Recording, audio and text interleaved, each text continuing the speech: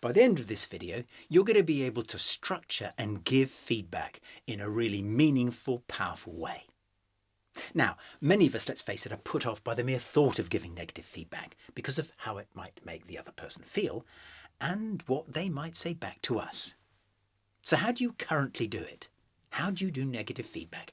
In a moment, I'm going to ask you to pause this video and write down a piece of feedback that you owe someone, and there is always somebody that we owe feedback to, and do it in the way that you would normally give it. Pause the video now.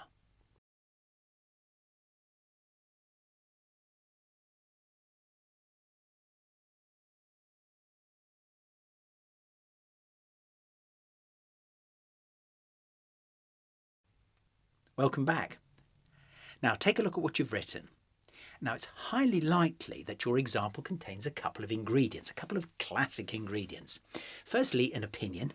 I think you should have. And secondly, a judgment. I think you were wrong to ... So go back to your feedback in a moment and take those elements out, or at least change them to make your feedback opinion-free and non-judgmental. Pause the video now.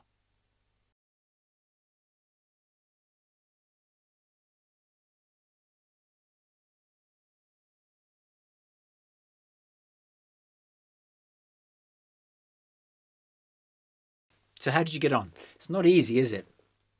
Most of us are educated to incorporate certain rules into feedback, and there are 3 that spring to mind. Now, nobody tells us explicitly, but most of us will try and do 3 things. 1, take the emotion out of feedback, make it objective. Secondly, give lots of evidence and examples to strengthen our case. And thirdly, to end with a positive, to cheer them up and to make us look nicer. Now, these rules don't actually work very well because, firstly, the behaviour that's prompting the feedback has caused a feeling. And it's that feeling that's prompting our wish to give feedback that's driving the whole thing. So to leave the feeling out doesn't really make that much sense. And truth be told, it's probably rather dishonest. Secondly, people pay much more attention to feelings than they do to opinions. So you may find yourself able to argue with my opinion of your behaviour or you, but it's highly unlikely that you'll be able to argue with my feeling. And finally, the old feedback sandwich. It's confusing.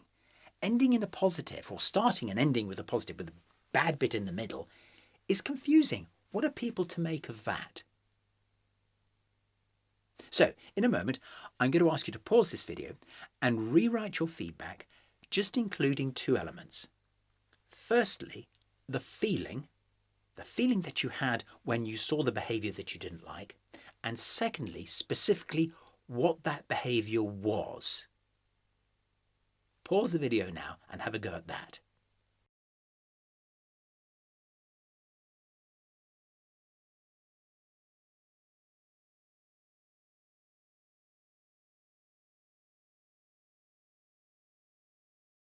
So welcome back.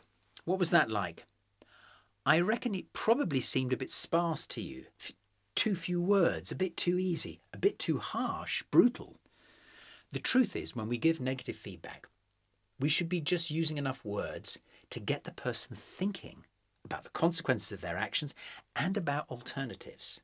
Anything more just means that we're getting in the way with our words. We're getting in the way of them having a good think, and that's what we want them to do.